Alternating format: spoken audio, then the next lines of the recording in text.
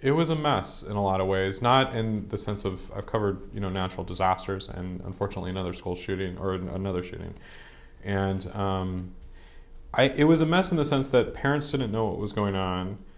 There was a lot of rumors going around. The community did not want to talk to the press, and rightfully so. I can understand a lot of that.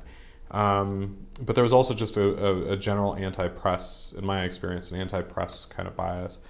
And the FBI, as the FBI is wont to do, wasn't saying anything. At the county fairgrounds, there was this building that students were walking in and out of, which essentially is where they were interviewing and taking a lot of the interviews at.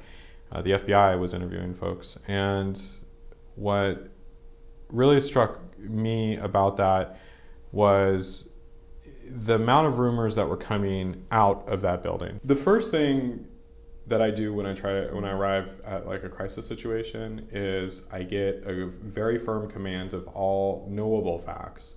So in this case, it would be how many students were at the college, how long classes had been in, anything that wasn't related to the investigation, how big the town of Roseburg was. And I'm such a nerd, I like, when was Roseburg incorporated? Like all these kinds of like weird things, just so I have some working knowledge of it.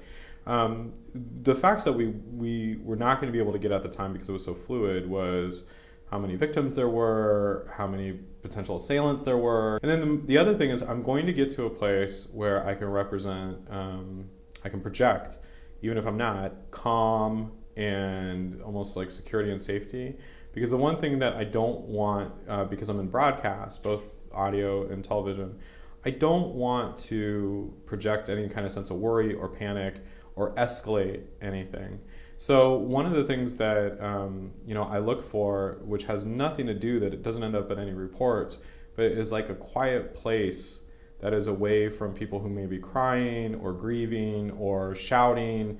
And I want to make sure that that's not there. And I know that some folks feel the other way, that they should, but I think that it's important that when you present the facts as a journalist, so when I present the facts as a journalist, that they're done so as in calm as way as possible. And I'll be the first one to admit sometimes I get breathless because stuff's coming in and you want to let people know.